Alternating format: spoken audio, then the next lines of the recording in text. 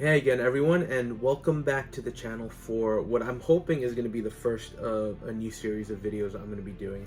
Um, I'll be honest, I kind of struggled with these a little bit, more just figuring out the format and how I kind of wanted to present the topics. But it's something that I've been thinking about, and I meant to start these. At first, these were going to be one-offs, kind of looking at some of the IPs I collect, like Marvel or Star Trek, and just talking about the status of the license overall, or what I think in terms of the six-scale collecting world as it pertains to those. And honestly, as I started kind of thinking about that, another idea popped in my head, which was kind of the genesis of this. So let's see. We'll see how it goes. Maybe people like it, maybe they won't. If I get a kick out of it, I'll keep on doing them. But basically, just to give you a little background kind of on my thoughts here is, I collect six-scale figures, obviously, right? It's my hobby at this point. This has been a slow start to the year, which I don't mind. After kind of 2 crazy years, it's okay for things to slow down a little bit. But one of the things I always mention in terms of how I collect is, in general, I tend to collect based on properties. So if I like a movie or a TV show a lot, that's usually very appealing. It's very rare. It happens. It still happens, but it's very rare that I pick up a figure from something I haven't watched or something that I didn't at least find slightly entertaining. So that's kind of what governs my collecting, which is why I delve into Exo-6 Star Trek and some of the third-party lines which are releasing figures from movies or TV properties that I enjoy. So that's just kind of how I collect. So I figured it would be nice to kind of combine those 2 topics, right? Collecting and my love of movies and TV shows. So if anything, you're probably gonna find out how poor my taste is when it comes to movies and TV shows, and I'm more than open if you want to drop some comments, tell me how bad my tastes are. I'll accept that. But it's also going to be an opportunity to look at some movies that I really like that it's going to serve kind of like a wish list, right? We're going to talk about some properties and what I wish we would see from them, and also question why we haven't seen some of these things. So for this inaugural episode, and it's more because I actually happened to watch the movie again, right? I saw a couple of clips on my phone, and then I was like, you know what, I've got to watch it again. We're going to start with Conan the Barbarian, one of Arnold Schwarzenegger's star-making performances. And look, this is a movie that I can watch over and over again. I probably watched when I was way too young to watch it, because it is a hard R, from gratuitous violence to gratuitous nudity.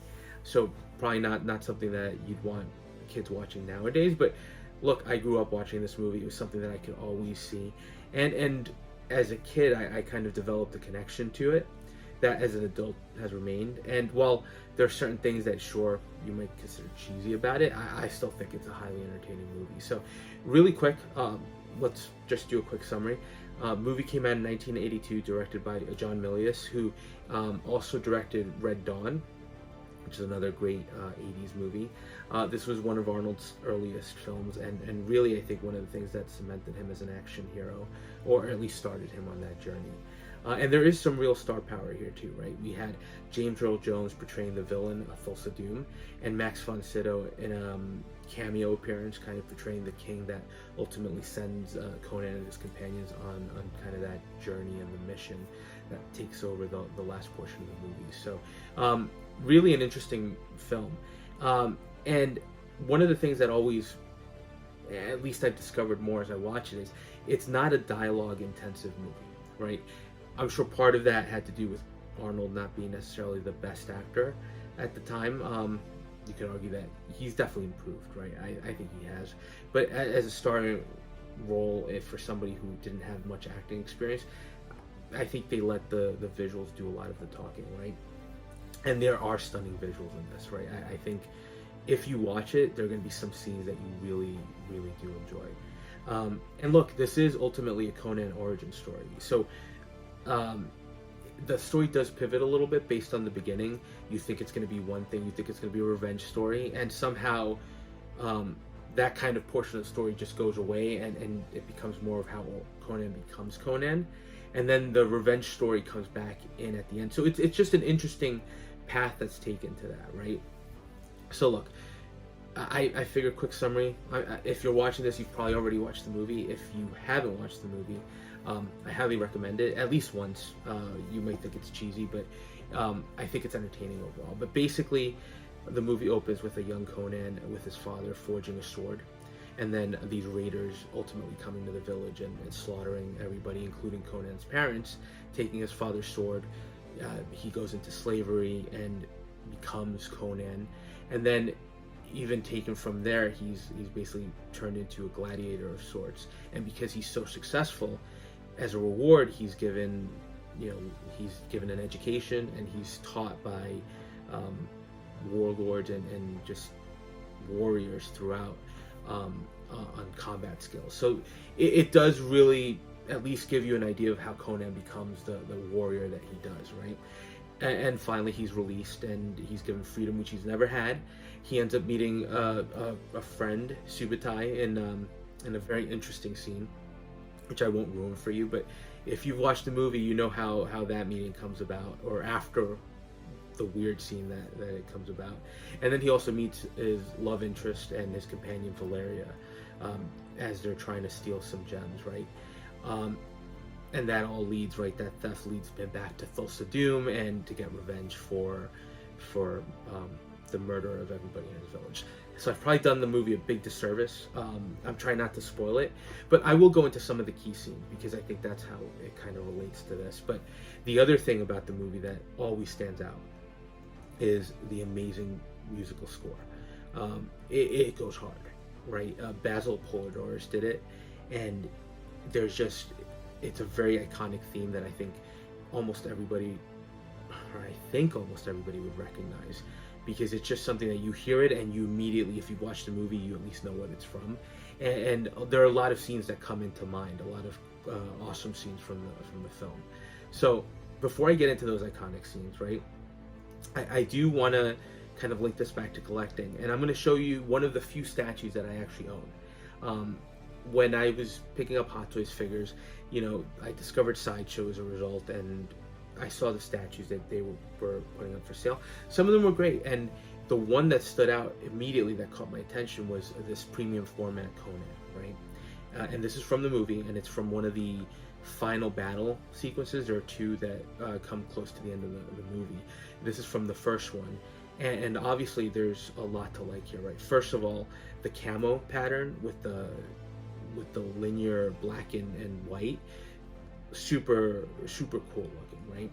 And then the pose, which we'll get into the scene itself in a little bit, but basically during that scene, Conan is coming down the steps about to engage with some of Thulsa Doom's henchmen, and he has that iconic sword pose. He's just killed a bunch of people, which is why he's all bloody.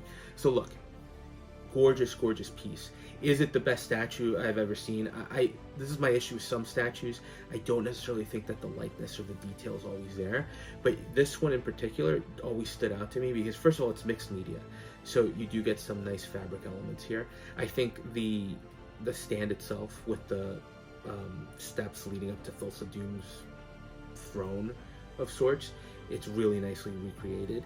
Conan looks awesome, the camel looks great, and with the blood could be a little overdone, but it just definitely recreates an iconic scene from the movie, right? So I had to have it, and it's still one of the highlights of my collection. It's one of the few statues I own, because I am pretty much an exclusive 6-scale collector at this point, but it's still there in my desk, right? And I will look over it, and it's hard not to look at it and think about the movie and the iconic sword. So look, as far as 6-scale collectibles go from Conan the Barbarian, there have been a couple, right? There have been a couple of customs that I've seen, but the big ones that were coming out were Chronicle Collectibles had one that was on pre-order for Sideshow. Now look, and I'll get the pictures too, and I'll put them on with this, but it was okay. I didn't think the likeness was 100% there, and they had gone with a very clean look from the movie, right? I think it's more in line maybe with the end of the movie, the final confrontation he has with Thulsa Doom, where he's just it's much more of a calm ending to an action kind of piece. But that's what it reminds me of. It was a little too clean looking, but ultimately that was a licensed Conan the Barbarian figure in 6-scale format that came out. Now, if you've been collecting for a while, or if you haven't, Chronicle Collectibles ultimately went out of business, and they did even have the Jurassic Park license. And I had ordered, they had done an Alan Grant figure from the original movie with a 6-scale raptor, which I was looking forward to having, right? A 6-scale Velociraptor would have been awesome. So maybe that'll be a subject for another video. But they went out of business, so I don't know that this figure ever made it out, was ever actually released. If you have seen it, or if you do have it, let me know, because I'm curious to see how it turned out. But I don't think it actually ever made it into production, unfortunately, or fortunately, based on the appearance, because I didn't think it was definitely on par with some of the other licensed figures we've seen from say Hot Toys, Damn Toys 3.0 at this point. So that was one. And then recently there has been a release from a third-party figure. Look, I didn't get that one. As much as I like the movie, I just didn't think the likeness was there. Now, people I have seen posting pictures of it, and people seem to be genuinely happy about it, so that's great. I did think the figure was more, again, in line with the sequel, Conan the Destroyer, which honestly doesn't really hold up well, especially when you compare it. It's entertaining, but it doesn't hold up well when you compare it to that original movie, which it's a movie that was probably far better than it had any reason to be, right? And while some people might find it humorous or over the top or cringy, I think if you compare Conan the Barbarian to Conan the Destroyer leaned much more heavily into the humor element, right? Whereas in Conan the Barbarian, there is humor. Some of it is done on purpose, some of it is incidental, right? You were laughing a little bit at some of the acting and Arnold's noises, right, when he's like grunting. But it was it took itself a little bit more seriously, and I think as a result, it ends up being the better movie of the two. Not to say that Destroyer is not entertaining, but I can probably count on one hand how many times I've seen Conan the Destroyer, and I've lost count of how many times I've watched and revisited Conan the Barbarian.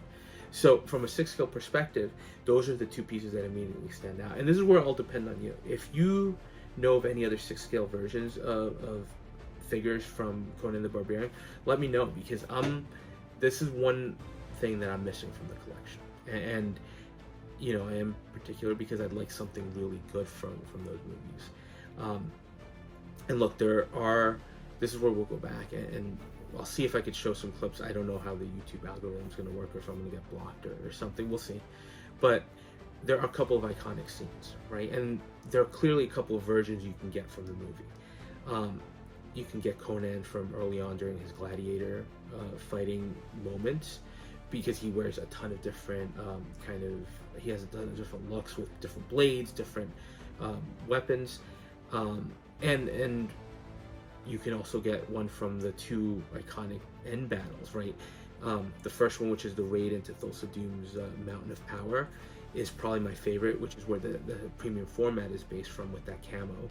And then, of course, from the final battle, the Battle on the Mounds, he wears a different armored element. He's got a helmet, which he takes off, but he's got a lot of armored pieces. So you could definitely create a figure from that. There have been licensed figures from the movie. I know McFarlane and NECA have done 12-scale versions of the characters from the movie, because I know I've seen different versions of Gladiator, Conan. So it begs the question, why is nobody tackling this in 6 scale? And if you have any thoughts, let me know. I think it's a missed opportunity here, because I think there is a demand, and we're seeing that a little bit more with some of the figures we're getting released. For example, Stallone, right? Stallone and Arnie were those 80s action stars that were going, hit for hit. There's that famous story where Arnold made Stallone apparently sign on for Stop or My Mom Will Shoot, which, if you haven't seen it, just look it up. It's hilarious. The two of them basically tell the same story from each other, from their own perspectives, and it's just really funny. But they were always in competition. But again, it just goes to show that Stallone and the Stallone shop are doing figures from Rocky, right? We got the Cobra that people are, including myself, are really looking forward to. I still haven't gotten mine. I got kind of in the second batch. I got the later order. But they're figures that are reverting back to the 80s, and there's a demand for them. And then 3-Zero's tackling Rambo, right? The Rambo license, and those are figures that are turning out beautifully as well. So there's just a lot coming out there. And then even Colonel Braddock from Missing in Action, like the Chuck Norris movie. There's clearly a demand for these older IPs and figures from these IPs. So why has nobody tackled Conan? Obviously Chronicle Collectibles has done it. I don't know if there's an issue with the license. I hope there isn't, because I think this would be a great opportunity for some company, and hopefully not a third-party company that's going to do a terrible job. Maybe Present Toys could do something. They'd probably be the bottom of the barrel, I think. Ideally, it'd be great to get sort of a licensed version of it. And look, in my ultimate dream, even though there are a lot of different versions you could do of Conan, and I'd probably try to pick up as many as I could, the iconic one is a 6-scale version of this camo look from Arnold. It'd be great to have an articulated version to basically recreate all the scenes, right? That to me is still the scene that screams Conan, right? From the raid when they're killing everybody, to the amazing visuals of James Earl Jones' Thulsa Doom turning into a snake, which a lot of people I know laugh at that scene, but if you were watching this in the 80s for the technology they had, that was a pretty amazing transformation. And again, it's a movie that didn't kind of spoon feed you. It was like, take it or leave it. There's magic, and this guy's a wizard. He's lived apparently for thousands of years. He turns into a snake, right? And during that raid, Subutai, Valeria, they all kick ass. So it's a really well done scene. They look awesome, and you have that iconic Basil Polidoris soundtrack in the back. And of course, another spoiler, right? The secret of the Thulsa Doom cult is they're cannibals. So that scene where Conan kind of lifts up the soup of human parts before he starts kind of engaging in more battle, while the score is blasting in the background, that's what always sticks in my head. So I'd love to have a version of that Arnold in 6-scale format with the camo. And the reason I'm also saying that is I'd be happy with just that figure. But wouldn't you be happy to have a Subutai and a Valeria as well? They're two characters that really elevate that Conan the Barbarian movie. Subutai is that great friend. Valeria is an amazing love interest. And I think for the time, you know, she kind of falls in that category to me a little bit of... she's not as iconic as Ripley from Aliens, right? Ripley's one of the best characters that came out of those action sci-fi movies. But Valeria is a nice companion to the movie. She more than holds her own. So she's a companion to Arnold. She more than holds her own. I would love to have the three of them together in that camo look from the raid on Thulsa Doom's temple. I think it would look great on display. And though that's the iconic trio, right? Conan in the middle, his two friends right next to him. That would be the wish, the ultimate wish list for 6-scale figures from that movie. Will we ever get them? I don't know, right? This is where it becomes a question mark, because with everybody else tackling 80s IPs and older IPs, this just seems to be there for the taking, right? Even Sideshow's tackling the Clint Eastwood collection with the westerns, the Dirty Harry movies. So I think there's an opportunity there, and whoever ends up doing these is going to get my money. Listen, wish list would be all three. I would just settle for a good Conan the Barbarian from that iconic scene in the movie. Why nobody's tackled them before? I'm hoping it's just a matter of time, because maybe the movie just has limited appeal. I don't think it does, because I do enjoy it, but just because I enjoy it doesn't mean other people do. But I could imagine, especially with Arnold, that this is something someone somewhere is contemplating. Now, this is where I'm curious what you think of this. Do you think there's a reason we haven't gotten 6-scale figures from Conan the Barbarian? Is it a movie that just has very limited appeal, and I'm a little biased because I enjoyed it as much as I did? So let me know your thoughts on that one. Hopefully you enjoyed some of this retrospective look at the movie and just a little discussion on potential figures or wish lists of figures. And look, if you have any thoughts on it, I'd be really curious to hear what you think about this. So Again, thanks for watching. Let me know your thoughts. And as always, if you are enjoying the content, please consider dropping a comment, like, or subscribing. And we'll touch base on the next video.